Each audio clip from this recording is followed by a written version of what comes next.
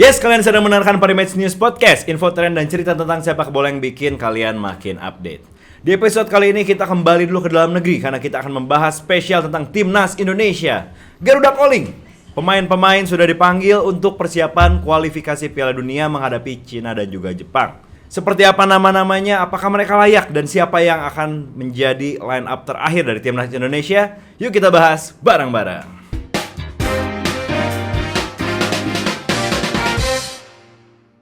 Oke, Bung Rendra. Enggak ada Bung Rendra. Bung Rendra. Lagian Bung Rendra biasanya bukan yang ngasih komen loh. Bung Rendra.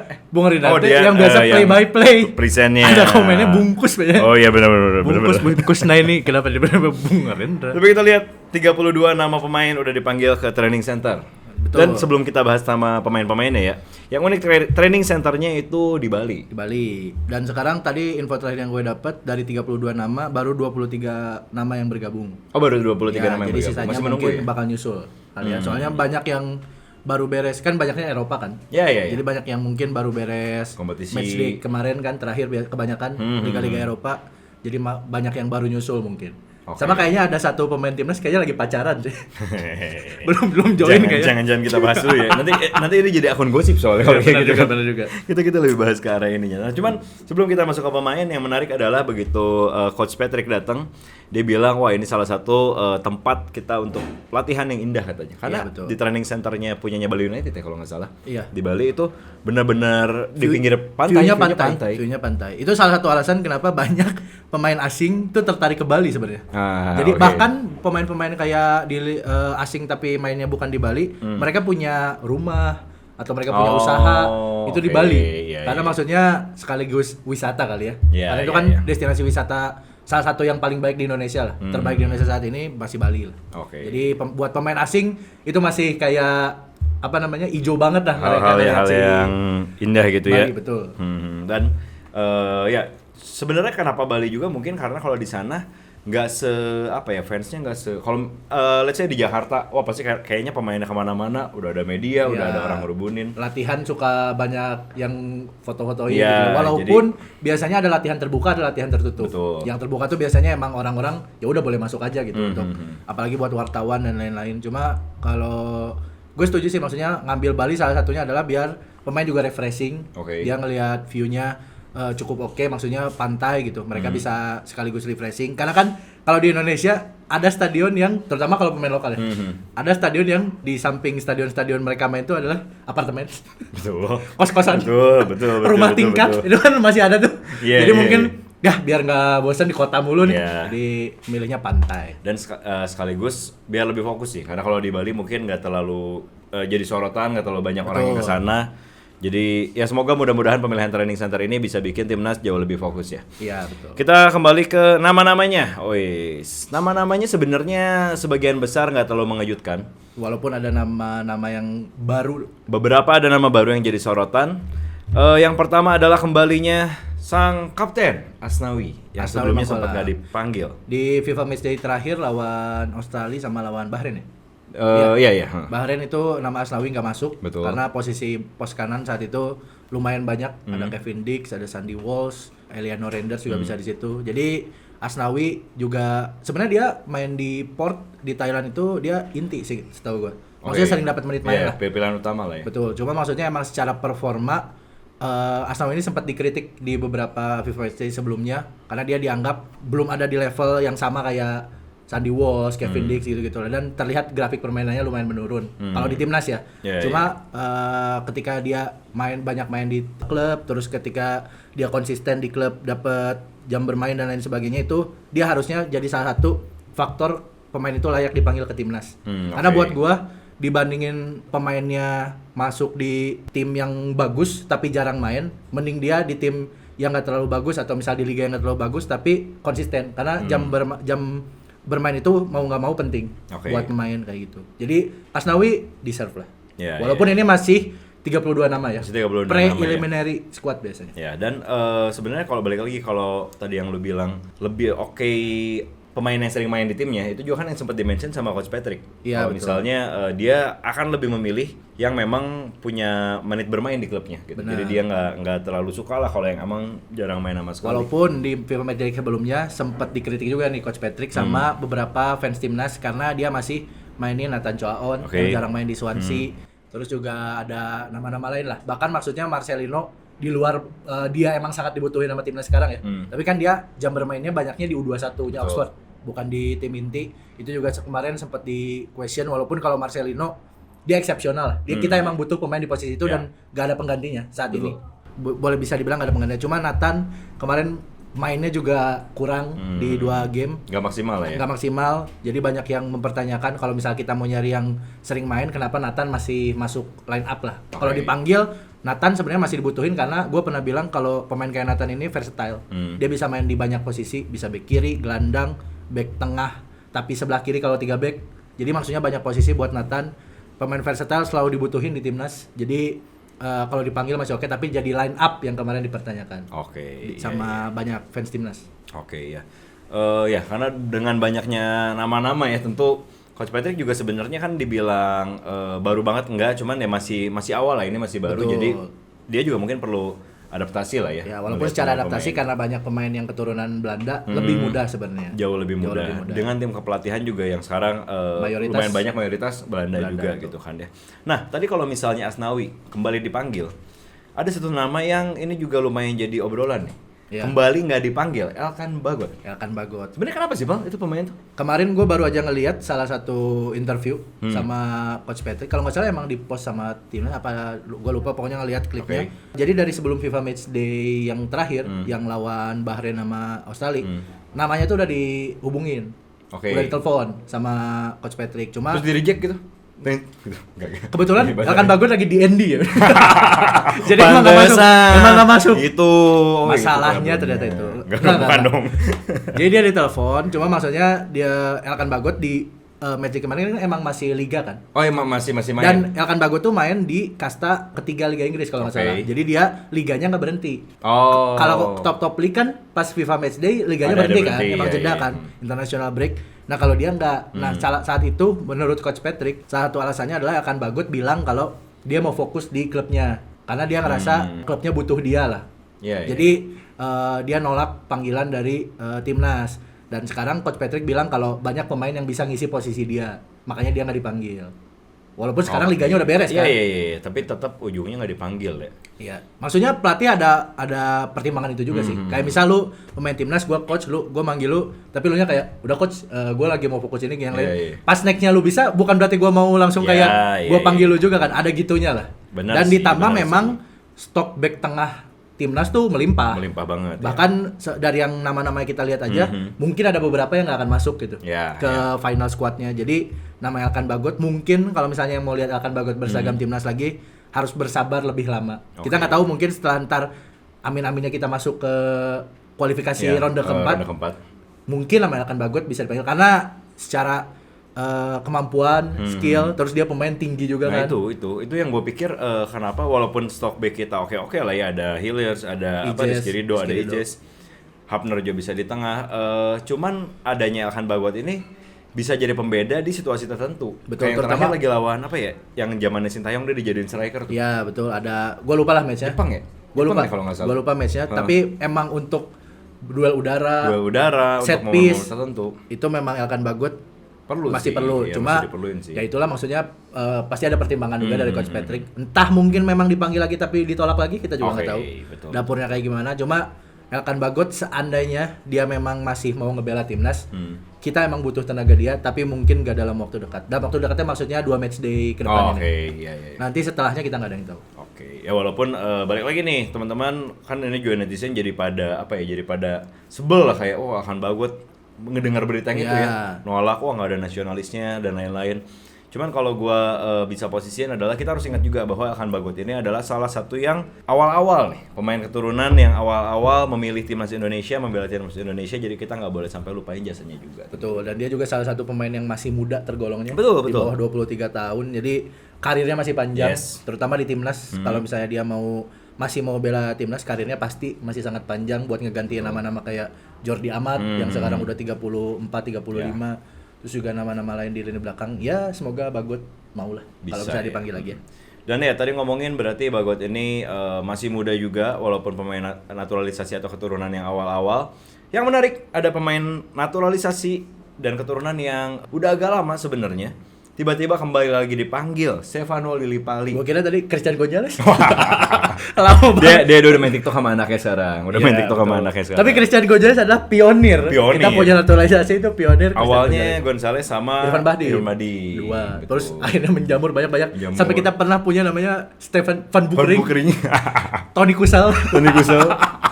Banyak lah nama-nama yang aneh-aneh tiba-tiba ngebela timnas. Itu si Van Bukering itu, ini gosip doang ya, rumor doang ya. Katanya dia cuma lagi ada di Bali, katanya ketemu langsung ditarik katanya. Ngeliat bule gitu kan langsung ditarik. Katanya ya, tapi nggak tahu kayaknya ya. nggak serandom itu dah. Walaupun mungkin emang saat main badannya atlet. Alias badannya atlet. Ya cuma maksudnya inilah. Mungkin ada keturunan, gak mungkin lah turis mah. Iya, cuma bola. Katanya kayak begitu gitu kan. Iya, Mungkin lagi juggling di pantai.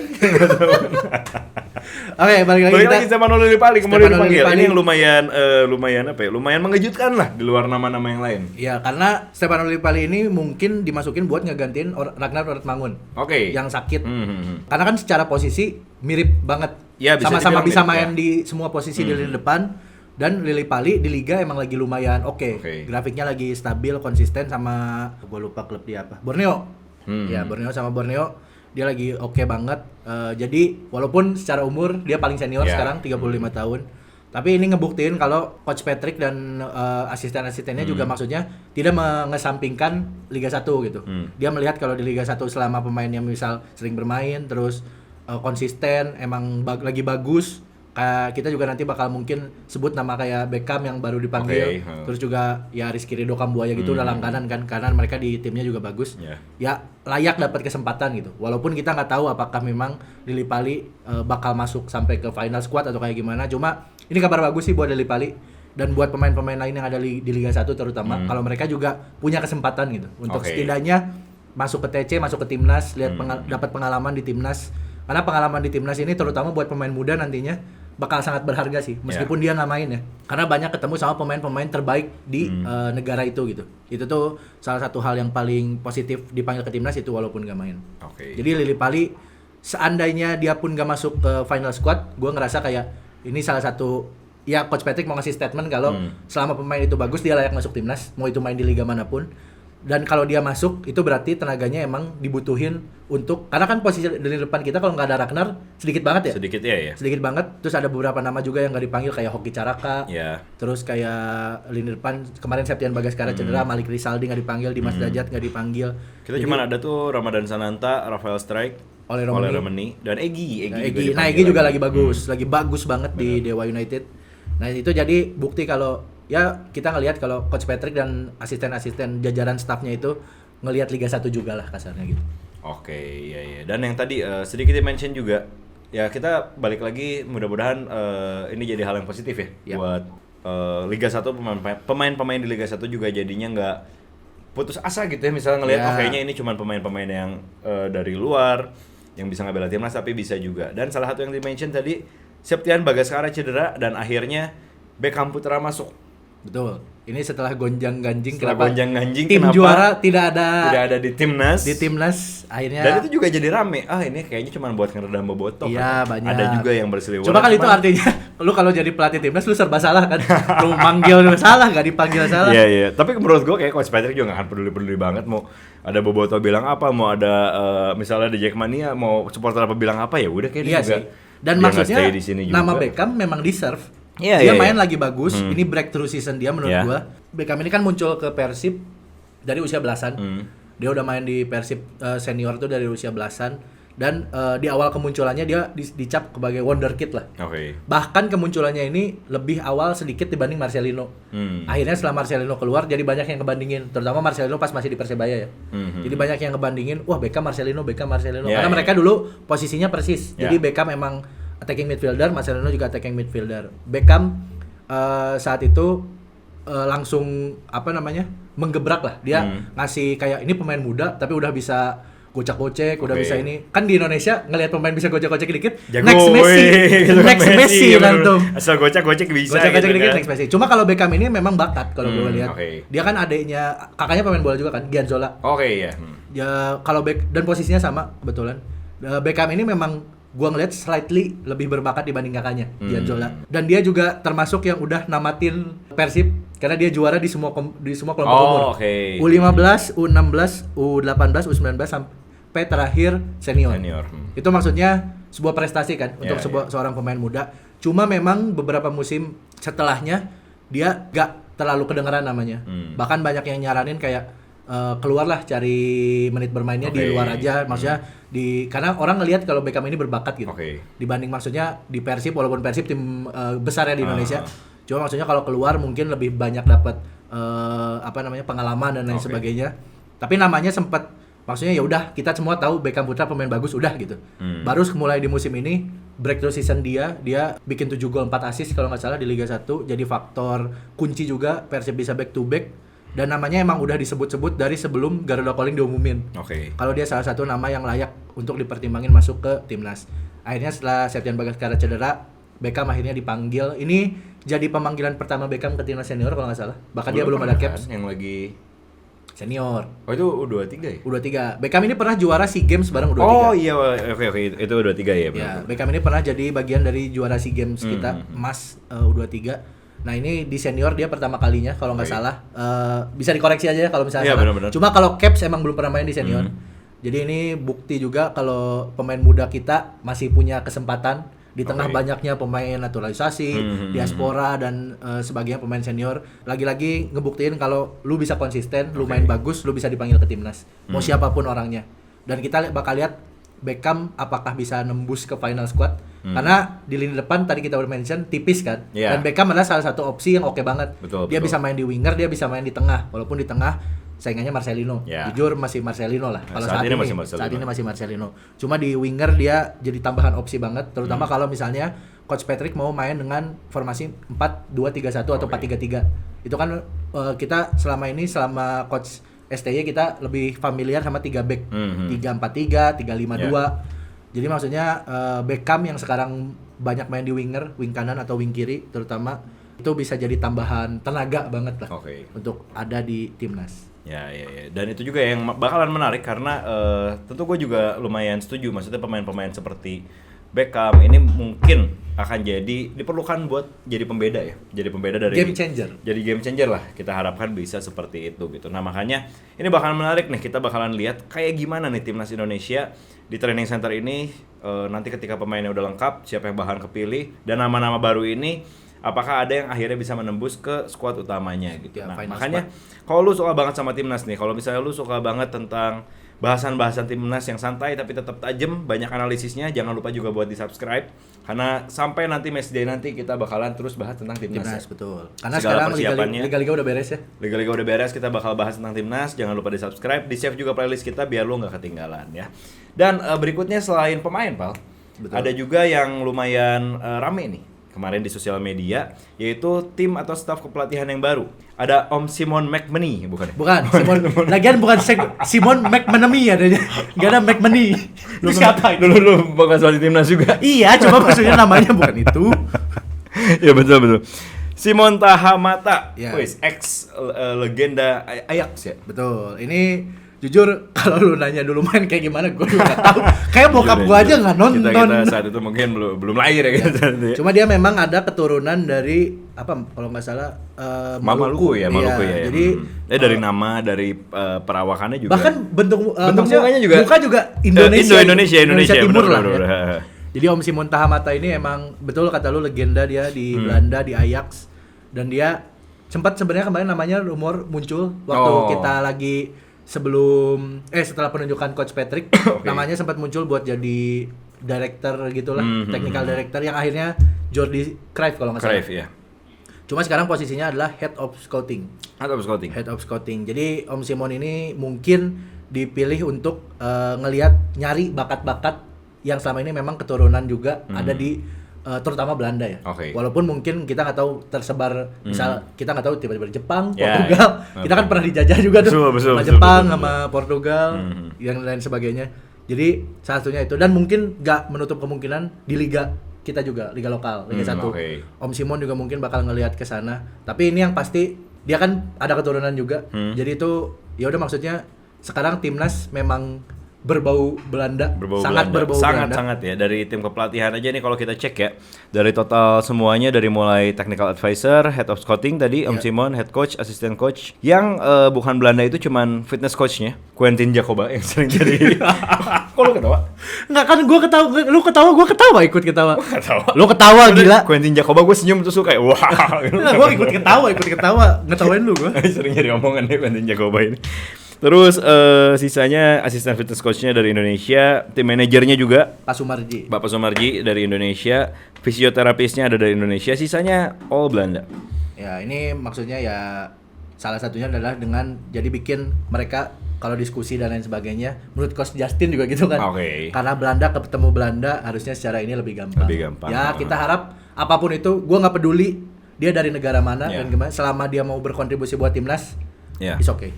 It's okay, dan kita juga lihat tentunya ketika mereka memilih Indonesia, kayaknya bukan cuma fame yang mereka kejar, bukan apa, tapi benar-benar mereka rindu dengan kampung halamannya. Ya, terutama yang memang ada keturunannya.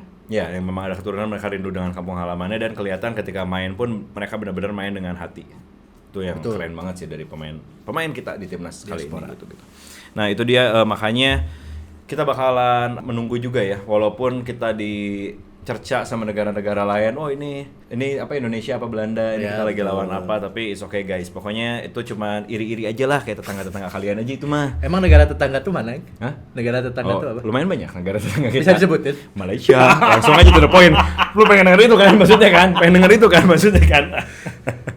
Dan nanti buat teman-teman juga makanya nih, kalau yang pengen lihat berita-berita ya, pengen lihat berita-berita tentang timnas, karena kan kita dari sekarang sampai ke match day nanti juga akan banyak nih ya, mulai dari siapa Betul. aja yang terpilih jadi squad utama, siapa aja yang akan jadi starting line up, Ya, jadi apa namanya, squad utamanya, dan nanti bakalan kayak gimana persiapannya. Jangan lupa juga kalau kalian gak mau ketinggalan berita, kalau kalian pengen lihat-lihat update-update-nya, jangan lupa juga cek aja langsung di website kita di parimatch.news, karena di situ kita juga bakalan terus update tentang prediksi, tentang pertandingan-pertandingan bola, dan kalian bisa cek juga linknya ada di description ini gitu.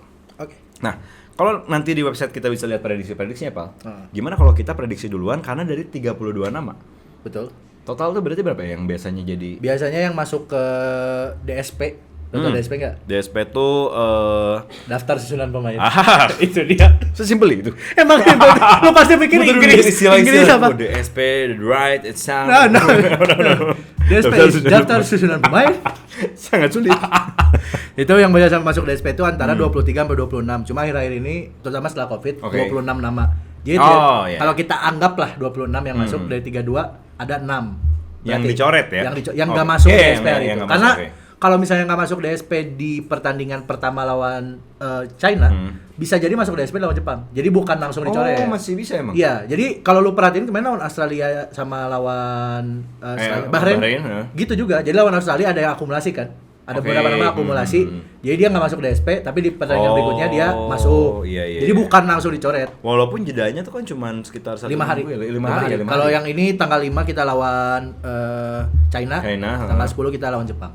Oh, ya jadi mungkin misalnya setelah tanggal 5 ada evaluasi atau apa. Atau ada pemain yang cedera setelah misal, jadi lawan itu. ketika mau terbang ke Jepang bisa ada yang diganti Bisa gitu. ada. Oh, oke. Nah, itu mungkin ngambil banyak tuh biar yang digantinya bukan dari yang nggak masuk sebelumnya, ngerti nggak? Iya, benar. Jadi kita udah punya stok udah punya cadangannya stok nih. dan udah ngerti juga strategi Ketika apa yang ada mau pemain dijalani. akumulasi, kena kartu merah misal, atau misal cedera tadi, Iya, iya, iya. kita langsung ada pemain yang emang udah ikut TC dari awal. TC.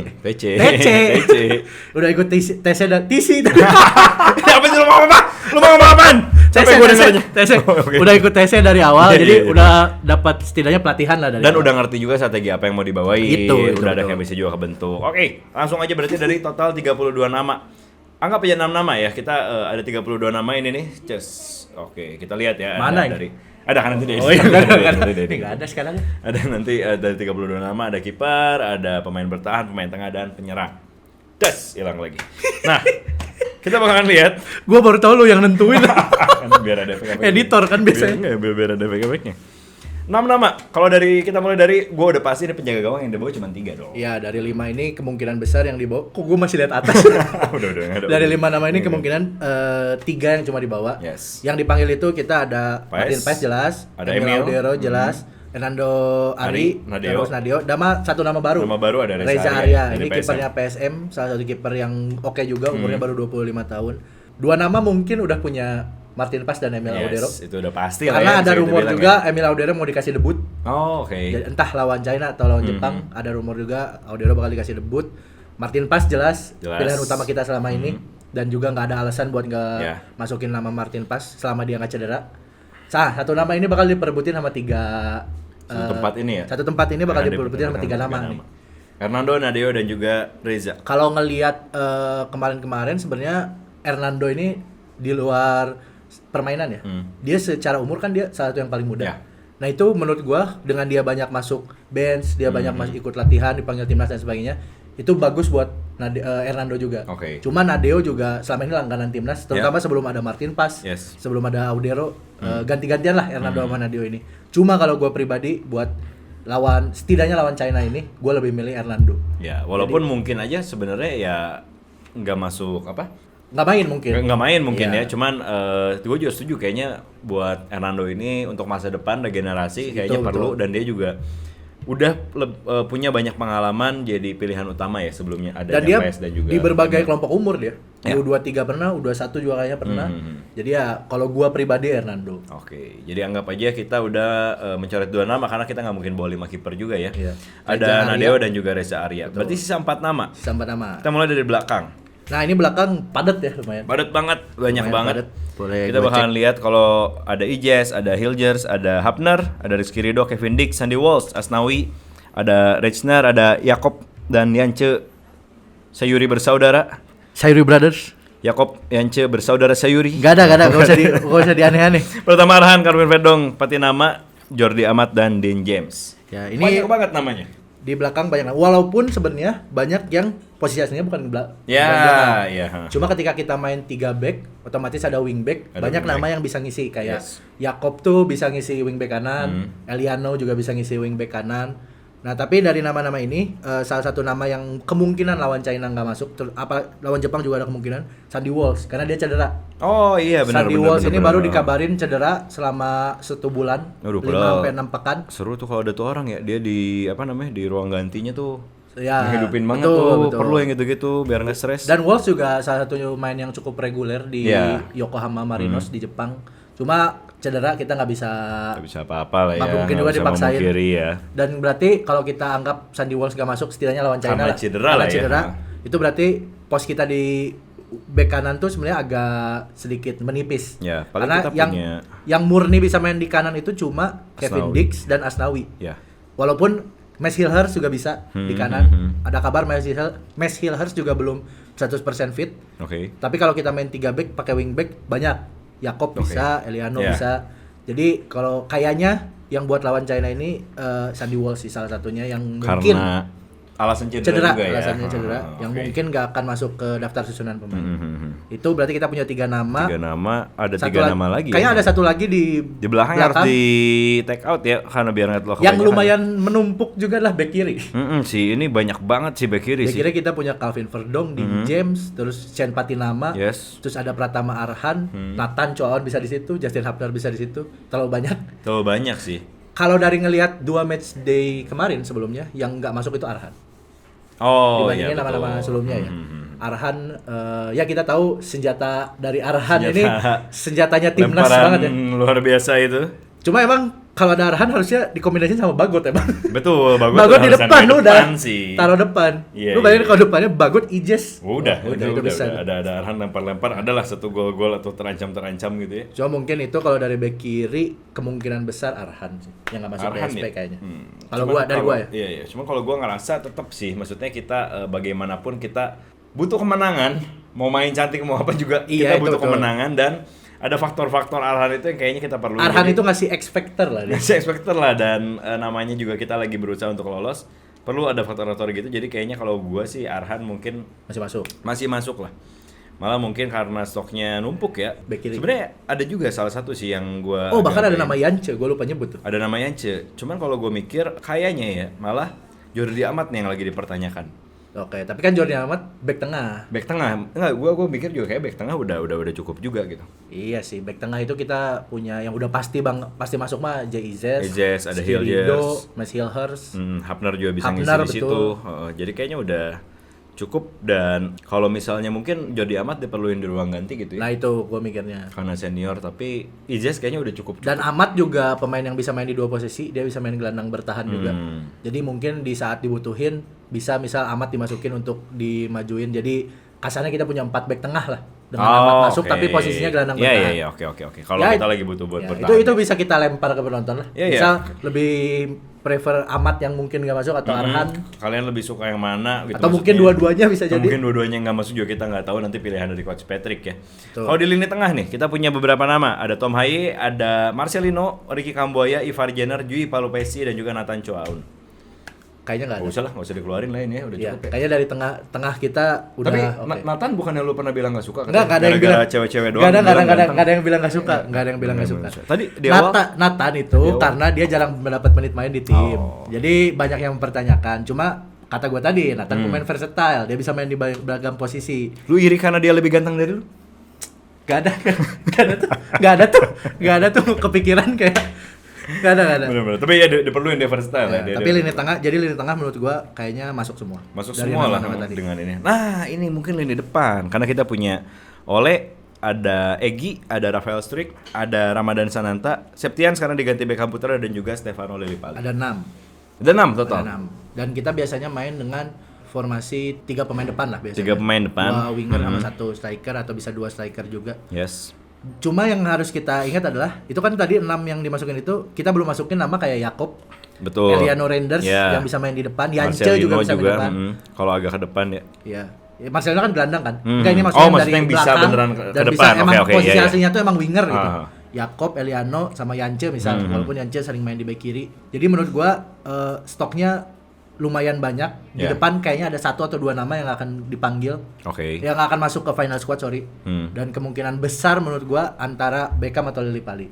Oke. Kalau Dua ngelihat nama dari baru ya. nama-nama 2 nama Sananta? baru. Sananta kita butuh real striker, cuy. Oh iya sih. Sekarang real Kita striker butuh. kita Romani aja bukan real striker. Iya, bisa- Karena dia iya. sering main melebar, sayap Hmm. dan sebagainya. Yang real striker tuh cuma Sananta. ya. Kalau kita lagi deadlock, kita butuh misal crossing ada pemain Iya. yang nyambut, gua ngerasa Sananta masih dibutuhin. Oke. Walaupun kalau misal Sananta akhirnya nggak masuk, itu artinya kita bakal pakai pendekatan yang berbeda lah. Cuma punya beragam jenis pemain, gaya permainan itu penting di timnas. Oke. Karena itu kenapa versatile itu penting. Jadi pemain kayak Sananta kan nggak ada lagi nih. Jadi kayaknya masuk yang mungkin bakal ke sisi antara Lillipali atau Beckham. Beckham ya. Di antara dua Kayak itu. gitu. Kalau di antara dua itu kayaknya untuk saat ini prediksi gue ya atau pilihan gue mungkin untuk Beckham nggak dulu untuk kali ini sih. Gua setujunya adalah salah satunya karena fisik sebenarnya. Itu. Beckham itu salah satu yang bikin banyak pro kontra dia nggak dipanggil tuh adalah salah satunya adalah fisik karena Yes. dia dianggap terlalu kurus. kurang masa otot, kurang Kalau masalah strength. tinggi dan lain sebagainya, banyak pemain yang lebih pendek dari Betul, Beckham betul. bisa main di Eropa, Iya, iya, iya. klub top Eropa. Cuma kalau misalnya terlalu terlalu thick gitu, Iya, thin itu. itu butuh ditambah lah. Beckham banyak gym lah Beckham. Betul, itu banyak. Etam ini gym. kalau banyak gym secara skill dan lain sebagainya harusnya karena kalau misalnya bener ya gizi dan sebagainya nggak akan ngaruh ke kelincahan. Betul. Mau kayak Messi juga kecil tapi kan kelihatan Bisa, kelihatan lumayan isi gitu ya. gitu kan, Isi. Terus ada dulu lo kalau tahu Sheridan Shaqiri, Ya, betul. Adama Traore. Betul, itu kan. Wah, itu. Wah, badannya otot semua. Sprintnya cepet tapi badannya Otot isi semua. banget Jadi gitu kan. maksudnya nggak akan ngaruh ke kelincahan dan sebagainya. Mungkin buat Beckham juga Ya. ini salah satu advice-nya adalah buat nambahin otot. Betul. Karena apalagi di ini ya di kompetisi internasional Ya. banyak yang lebih secara fisik. Mhm. Kita belum ketemu lawan kayak Uzbekistan. Ya.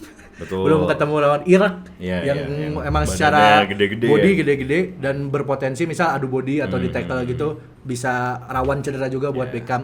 Ya, tapi dengan dipanggilnya Beckham dia pasti dapat pengalaman lah di timnas. Ya, betul. Walaupun misal ntar nantinya nggak masuk ke final squad. Ya, jadi itu apa namanya ya? Mungkin itu tadi nama-namanya ya. Mungkin Beckham Putra kali ini punya pengalaman dulu di awal, mungkin nanti diarahin juga sama siapa tadi? Jacoba, Quentin Jacoba. Nah, itu Quentin Jacoba. Quentin Jacoba juga bakal ngasih tahu nih harusnya kayak gimana. Jadi untuk kali ini yes kayaknya gue juga setuju Beckham mungkin bergabung dulu aja. Betul. Nanti untuk kedepannya siapa tahu bisa dapat menit bermain. Toh kita nggak tahu maksudnya seandainya itu memang rezeki Beckham untuk main, kita nggak tahu. Iya, betul. Karena kan bukan Septian juga cedera tiba-tiba kan Tiba-tiba, dekat-dekat betul. ke ini Dan dia diganti. akhirnya bisa masuk, ya itu Betul. pasti dia kayak dia. Yes, dan itu tadi ya pemain-pemain yang mungkin menurut prediksi kita akan menjadi pilihan terakhir squad final dari Final squad. Garuda akan melawan China dan juga Jepang gitu. So kita bakalan menantikan juga nanti kayak gimana nih pertandingannya melawan China dan juga Jepang. Tentu kita sama-sama apapun nanti pilihan dari Coach Patrick dan juga tim, apapun pilihannya, kita akan tetap sama-sama mendoakan dan juga tentunya mendukung agar timnas Indonesia bisa lolos ke ronde Betul. berikutnya atau Betul. bahkan bisa lolos langsung, kita juga nggak akan pernah tahu di kualifikasi Piala Dunia ini. Dan balik lagi buat kalian jangan lupa karena ini musim-musim timnas nih, beberapa minggu ke depan kita akan lihat timnas Indonesia. Biar kalian nggak ketinggalan, jangan lupa juga untuk di-subscribe. Dan juga kalau kalian pengen lebih ngelihat nih prediksi nanti lawan China kayak gimana, lawan Jepang kayak gimana, jangan lupa juga buat kunjungin website kita di parimatch.news. Ada juga linknya di deskripsi, kalian di situ bisa langsung lihat aja prediksi dan juga berita-berita tentang sepak bola. Atau kalau kalian mau lihatnya lebih harian, kalian bisa juga follow sosial media kita di pmin_news karena di situ kita bakal update tentang bola lokal dan juga dunia. So segitu dulu Pal. Yes, thank you. Kita mungkin nanti akan ketemu lagi membahas timnas sebelum melawan China ya. Betul. Kita akan lihat seperti apa persiapannya, seperti apa keseruannya. Kita akan ketemu di episode berikutnya. Thank you yang udah nonton and bye-bye. Bye.